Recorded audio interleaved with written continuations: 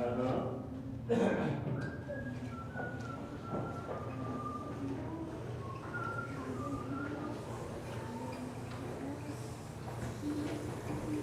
the man, hey, how we doing? Okay. This is Buster's. The wind. Isn't it? This is beautiful Florida weather. Hello there. Hiya. Beautiful Florida weather. Yeah, pretty much. But you know, when you get that much wind and partly, you get below 50 in Florida, they get cramped. Yeah, you know? For sure. Hi, family. How you doing? Yeah. Yeah. They listened to the award, so Hi. How you doing? I'm not. No, you can't have me. You would not win. I did. You're what? We're getting here for the what do you do? Hi. Enjoying the weather? Well, yeah. I was at a meeting.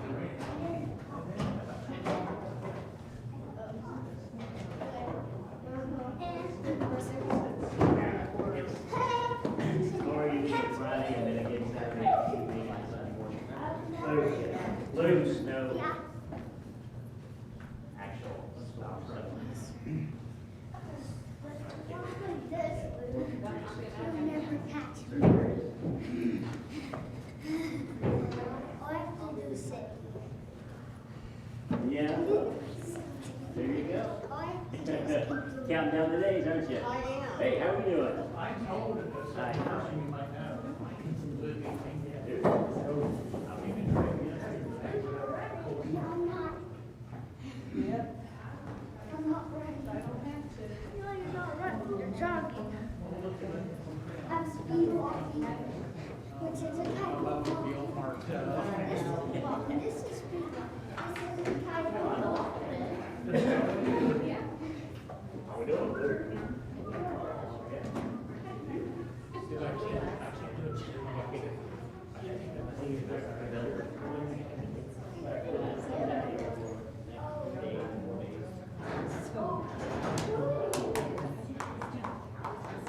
Good. Miserably. You still have to. Yeah. Nice.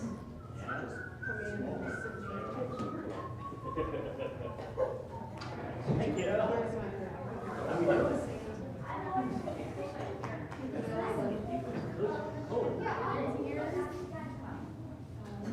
Oh, yeah. Oh, yeah. She's really impressive. You trying to be photogenic? I did, it wasn't me. How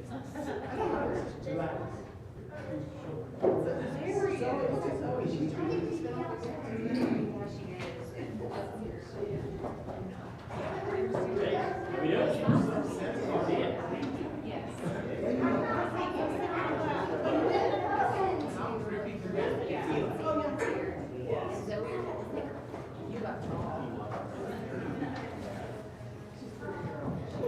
Daddy would not have anything to do with Easter Bunny.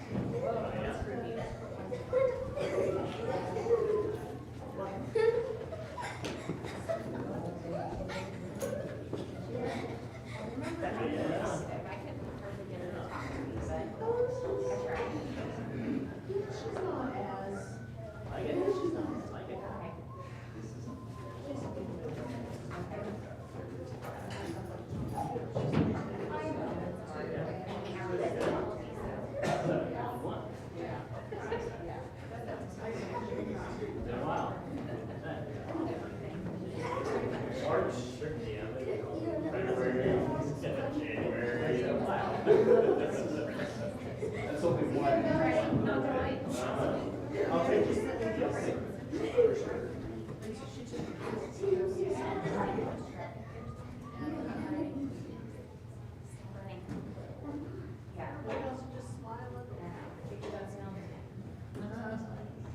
Just wait.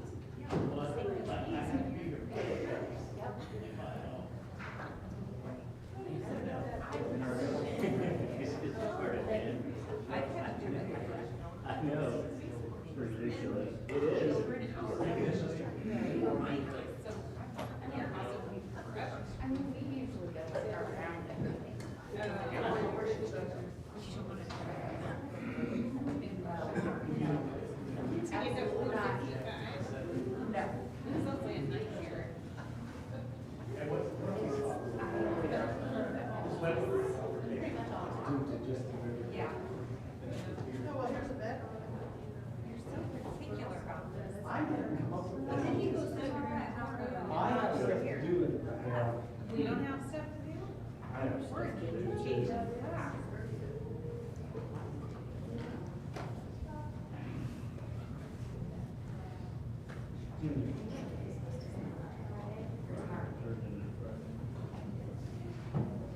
Something like that.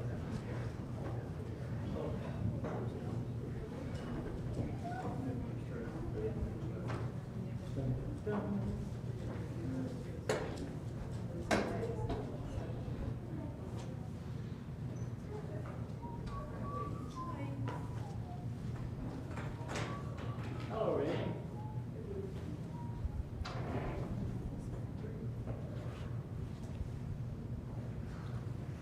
Then you blew in.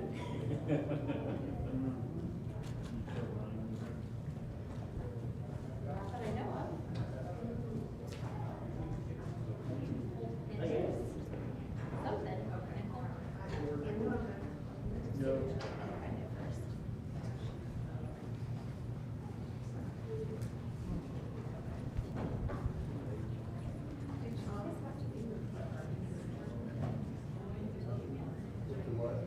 Yeah. For all they know, it's an agricultural gravel field. That's how that works. Okay. But we need to wait for a minute. But when you don't get it, then Yeah, I would say so. For your customer.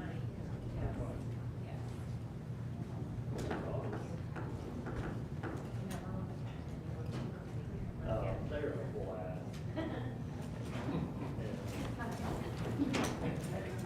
if they ever. Oh, they're, the fun part is, if you want to do something, go to Putnam County. You can do anything you want. Maybe my people should have done well, just especially. Did you come out and look at it? All right, we'll go ahead and get started. Good evening. Great to see everybody.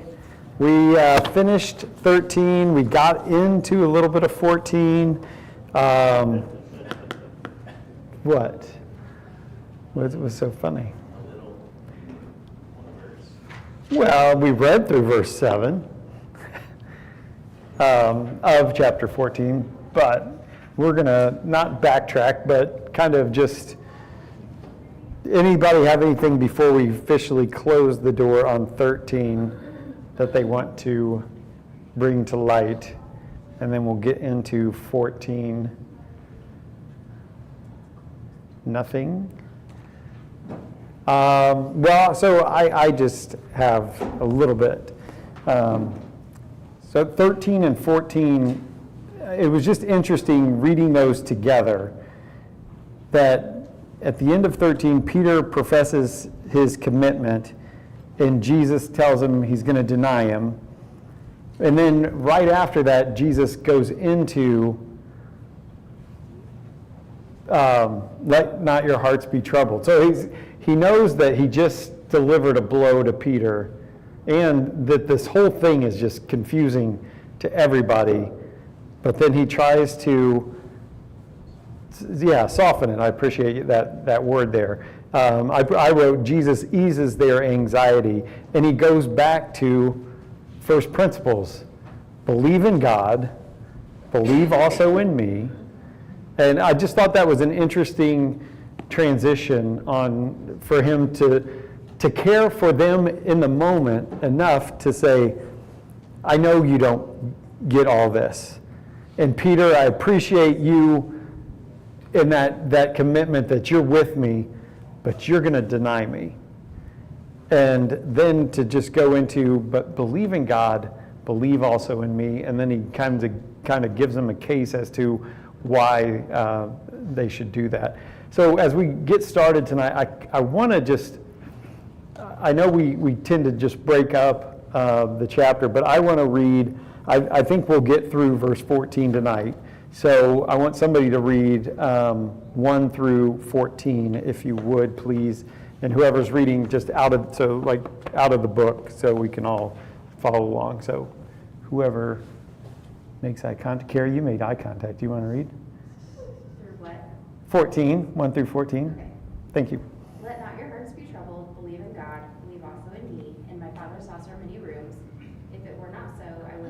you that I go to prepare a place for you.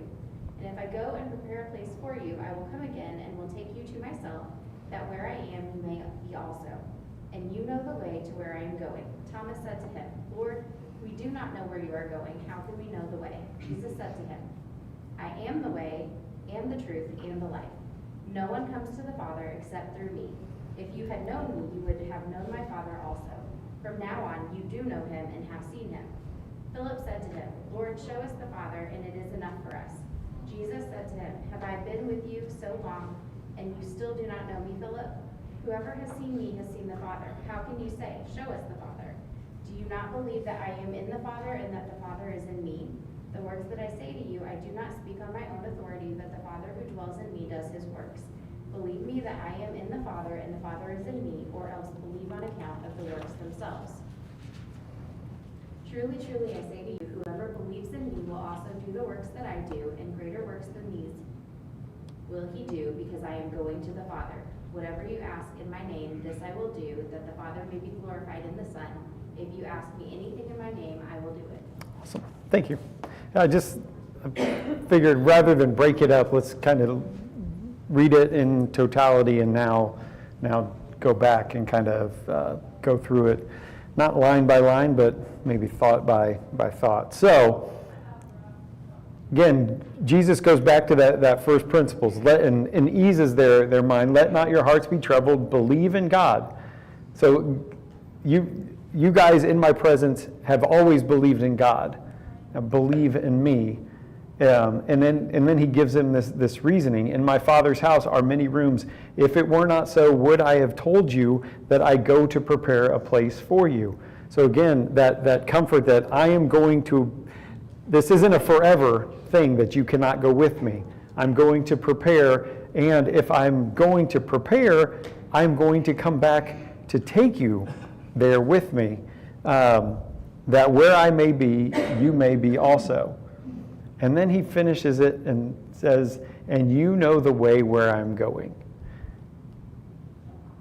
And I really appreciate Thomas here, like just overwhelmed with all of this, and in the moment thinking, you just said we can't go with you where you're going, and then now you're going to prepare a place for us, and you'll come back and get us, but yet you say we know the way. And so in that moment, I appreciate Thomas's candor and honesty that, Lord, we do not know where you are going. How can we know the way? So it's just interesting, but also I think that verse 4 was going to resonate with them in the future. That when they started thinking about everything that had gone on, when they were just by themselves or with themselves, they would be thinking on the words of Jesus and realize belief in him, following what he says, leads us to him and helps us understand that he is coming back for us. So Jesus is forward speaking. Thomas in the moment says, I don't know the way. You know, we don't even know where you're going. Go ahead, Mike. Just trying to draw a correlation here. It's like maybe we would be the same way. When you say something like that, Jesus tells them something like that, they're assuming from the human standpoint that it's going to be that real soon. Otherwise, we would have this discussion. That's how we would take it. Mm-hmm. We're not talking about wait in the future. So we're taking it as you'll be back very soon to do this. Yeah, that's a really good thought. Yeah.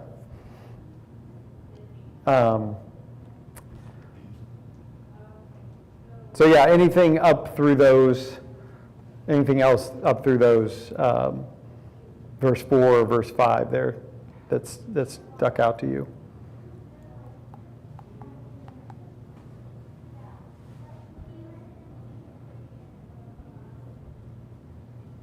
Moving on.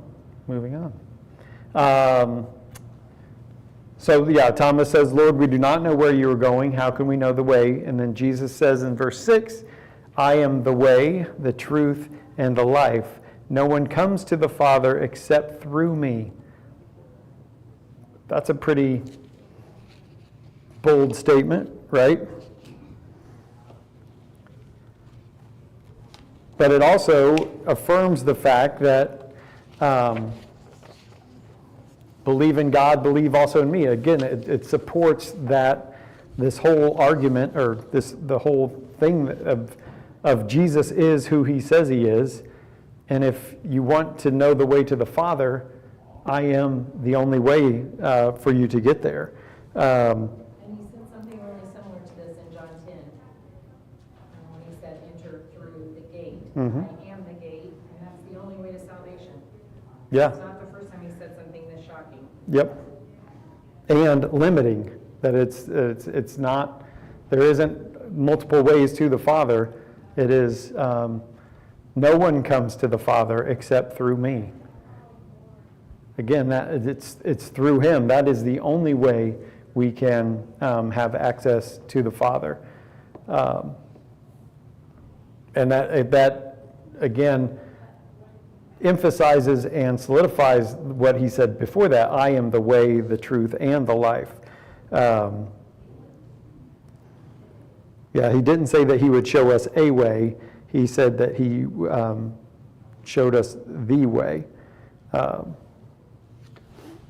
Again, which is limited, or it's not that he is the only way to it, that it can't be do your own thing and find God. It's the only way to truly know God is to know Jesus. And back in John 10, he says people that try and get through another way are thieves and robbers. Mm-hmm.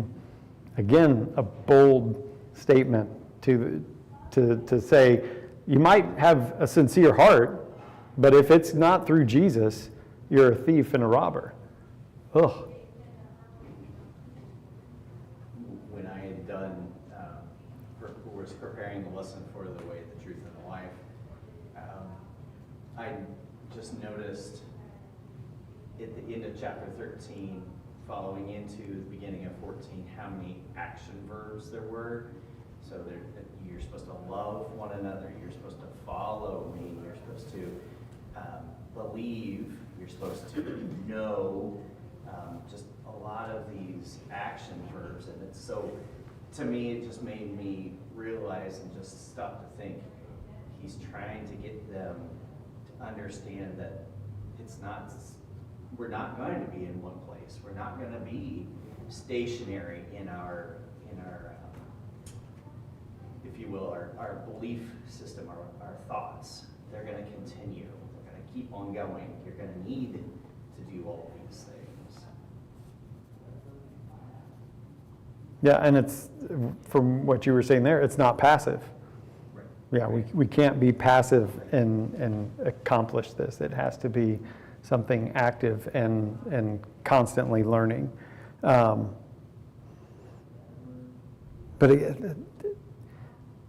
it's exclusionary.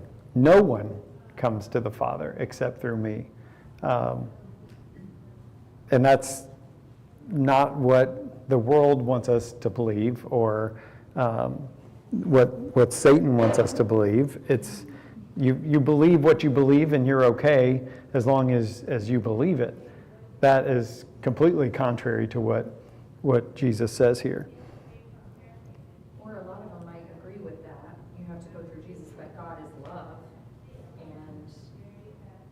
he accepted sinners. Mm-hmm. And full stop.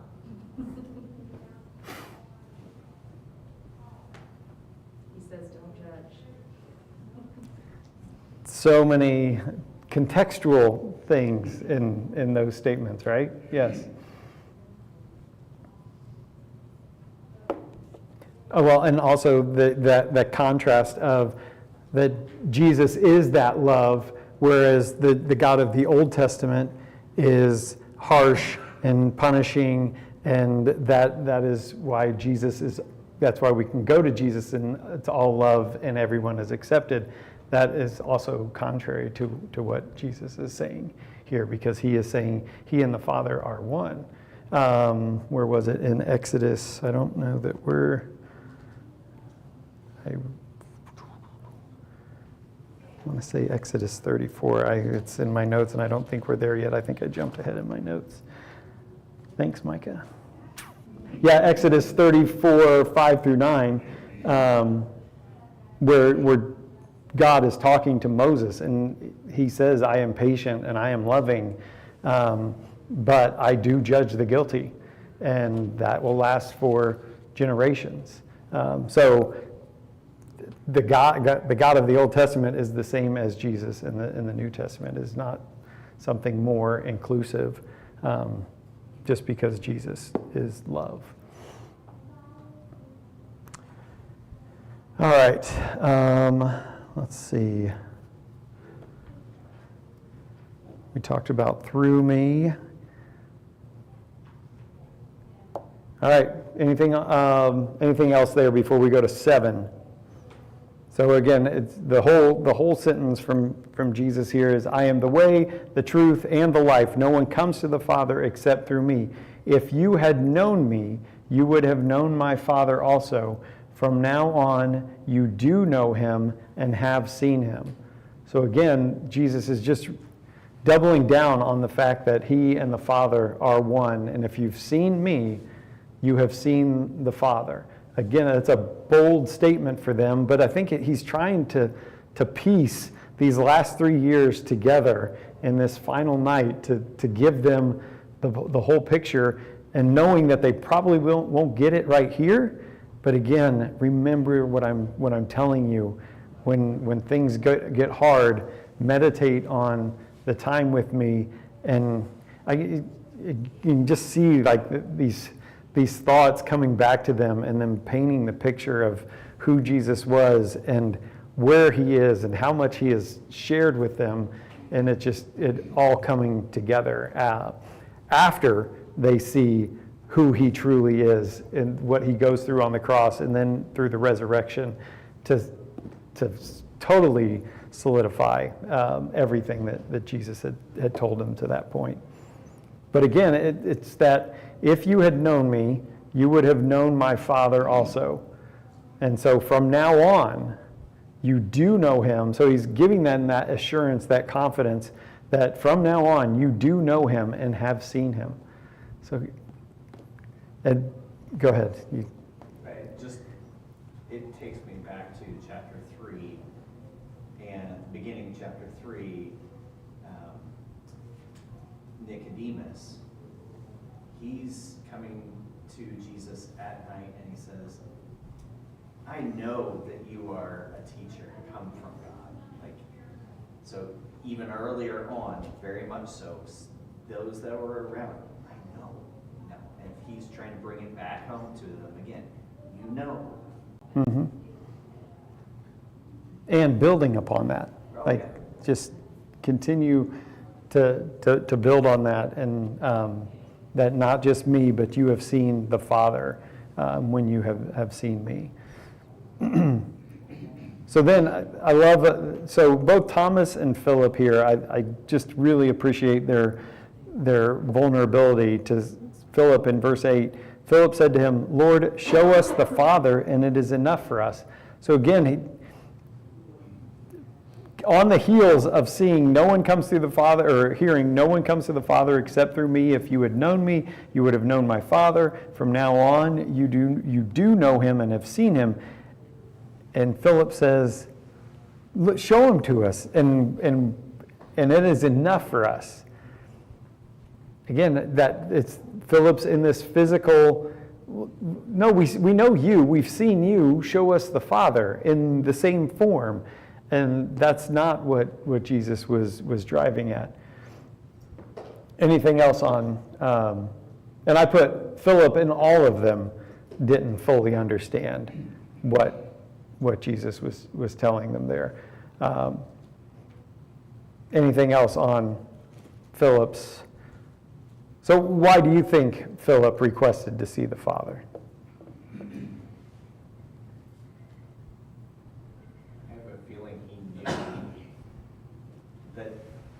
Jesus could do that. If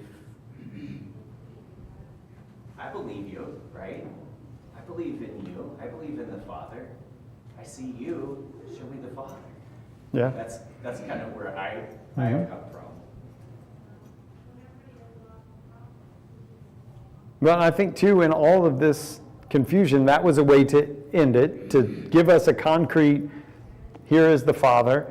And I think physical sight could give assurance and courage for what you're telling us is going to happen, that you're leaving us, someone is going to betray you, Peter's going to deny you, what is going on? Show us the Father to give us that courage and assurance that, you know, what you're saying is true and gonna come to pass. But that's not what Jesus replies with. Go ahead, Mike. I think they're asking there, you know, we need this to put our faith over the top because it's something physical we can see. If we do that, we're gonna really have a better understanding and a better belief of what you're talking about. Yeah, It's like asking for miracles. We just need one more, you know? yeah. Just show me that one sign. I know you've done all this in my past, but just show me that one sign that is clear, that's written across the sky, so I can truly believe, right? But again, when we get through that and we look back and we see the hand of God weaving throughout our life, we're like, my request is comical because you're there all along.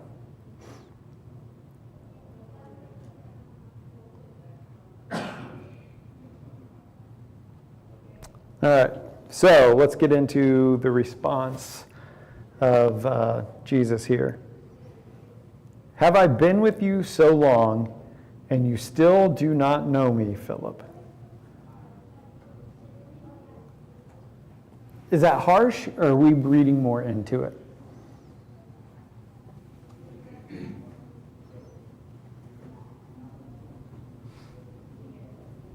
Or am I reading more into it?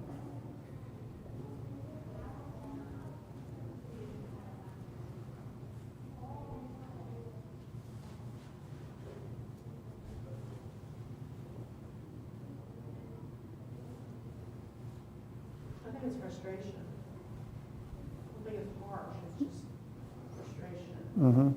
Because it's the same thing over and over and over again, and they're still not seeing it or getting it. Yeah, not yet. Yeah. It's like being parents, you know, and you're raising your own. It's like, come on. You know, when's that light bulb gonna? Yeah. When's all this going to make sense? Yeah. Yes. Yeah, I don't know that it was meant to be harsh. I think it was just, Like I just told you. yeah. Listen to the words that are coming out of my mouth. He's doing it every single day. Yeah. But then, he says it again, whoever has seen me has seen the Father. So how can you say, show us the Father? Like, see the last sentence. Replay this conversation in your head. If you have seen me, you have seen the Father. Philip says, well, show us the Father. And that's all we need. That'll be enough. Jesus says, replay that. If you've seen me, you've seen the Father. But I still feel like they're different, I don't want to call them people, but Yeah. this makes sense to me that he would have this Sure. question. And I mean, I believe in Jesus, but I would still like to see Jesus, wouldn't you? Mm-hmm. But I believe that he exists, and then I have a different imagery for God than I do for Jesus. So just because I saw Jesus wouldn't mean that I would never want to see God. Fair. But I don't know. Do you take from this that they are the same image? No, I haven't. Because, I mean, you go back to Genesis, let us make man in our image. Well, I've always, they're separate but similar, but I don't. But even still, Jesus is praying to the Father. So I think that it's understood that they, at least while Jesus was on the earth, he was not the Father. Or, there was something different between the two of them, for sure. So yes, I understand the request, for sure. But Jesus is saying here that the Father that you have believed in since you were born, since you were raised knowing the Father, or perceiving to know the Father, I am sent from him. I am doing everything, and he's going to tell us later that everything he does is in accordance with the Father. So if you want to see the Father, you can see it right here through me.